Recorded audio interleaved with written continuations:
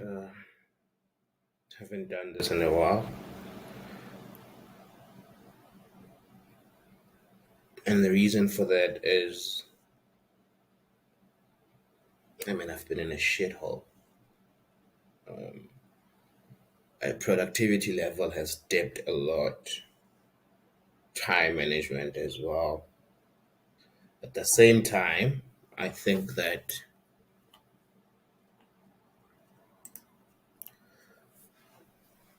I think a bit more than I could chew.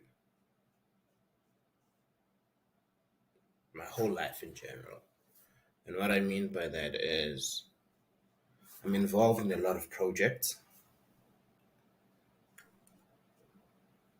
but then there's obviously priority to certain things, outside of those projects. There's certain things that I have to prioritize.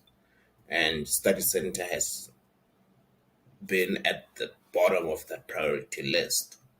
I try to get to it as much as possible, but I haven't been able to stick to a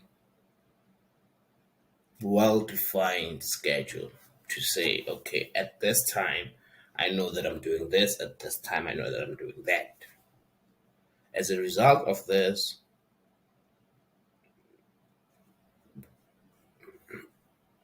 much hasn't been done lately. Most of the platform is done.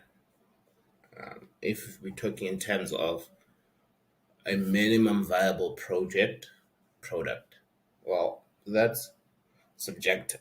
But in terms of a proof of concept, that is done, right? The next step is just to then, I think, marketing and advertising, get people using the platform and actually see if it's solving a problem. But I've been at the stage from the beginning of March. We're almost approaching end of April, and I haven't done any of that. I don't know why. Maybe I'm too comfortable in the development phase, but I need to just get out of that comfort zone and start talking to people. Another thing is time, right? I think the way to talk to people, well, Study Center uses university students at the moment, but I don't have the time in the week to be able to go to campus and like start talking to students, right? So just gotta find a way to get around that. Anyway, um, there's nothing much I want to say really. I just wanted to do this video because I haven't done it in a while. It's been on my mind, and that's it. That's it. Yeah, that's it. On a lighter note, I've improved the search functionality on the platform. It's actually quite easy now to find any module. Oh, one thing that I actually want to do is a sort of behind the numbers or about the numbers. You know how website will usually have about us, about the product, whatever the case might be. I want Study Center to have something like that, but instead of an about us, I feel like it's not really important to be talking about the people, blah blah blah. Personally, I think that's just redundant, particularly at the stage that we are at. So instead of talking about us meaning Jorge Luzintle and myself, I think that I just want to focus on what the platform entails. Right. So if you know that right now on the website we just have release notes. I haven't updated those release notes in a while. And the reason for that is because last year I had, I think there were like three users. It was Nebo, Shia, and I don't remember the third one. I don't remember the third one. But usually, when I release notes, you know how when you read a book, there's a preface or what, where like a book would say, "Let me find one. I'll explain it to you. Just 2 seconds." So this is Zero to Y, the book that it's the top book I could find. And usually, it's not the preface, man. No, not the preface. 2 seconds. Sorry. Let's see. There's a book about. Where's that Elon Musk? Oh, there. Yeah. So if you look at the Elon Musk book, I don't know what this is called, like, but usually after the title page and then the copyright publisher details, there's usually a blank page that, for instance, this Elon Musk by Ashley Vance, I don't know how to pronounce his last name. It just says, "For mom and dad, thanks for everything."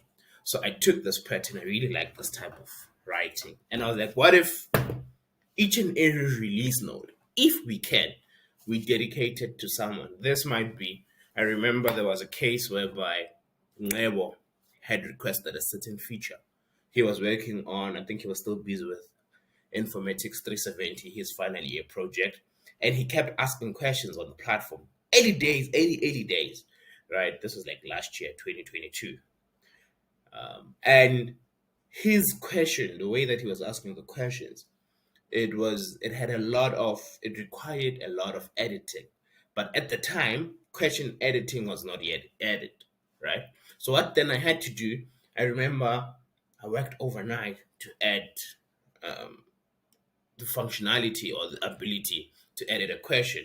Then, as soon as I was done with that, I wish I could, let me see if I can. When I started this video, I didn't enable it to be able to share screen. It's fine. Anyway, my point is, on the release notes, it will say to Nebo, blah, blah, blah, blah, blah. Just like a book would say. You know, when you read a good book, not a good book, but when you read books, there's like that blank page. It's like, to Mang Mang, this is for you. So with those release notes, it's just the idea behind that small paragraph. And we have that. And the reason I haven't updated it lately is because even though I was adding new features, there's quite a lot of features that I've added in the past couple of months. Even though I haven't been updating that page, the reason for not updating it is because there was really no one to dedicate a feature or a release, a deployment to, right? However, I'm going to start doing it again. I think right now I'm just striving to get to a point where I can be consistent in everything. Everything. You know, there's just that level of consistency. I think is what I'm actually looking for at this stage. The about the numbers page. It's something that I was thinking about, but then while I was surfing the internet, I found that YouTube actually does that. So YouTube doesn't have a typical about us page, but what they do for Bona, they do it for financial reporting reasons, annual financial statements returns. And then they'll say we had this number of videos uploaded, this much contributed to the GDP or to the economy in form of, I don't know, monetization or something like that.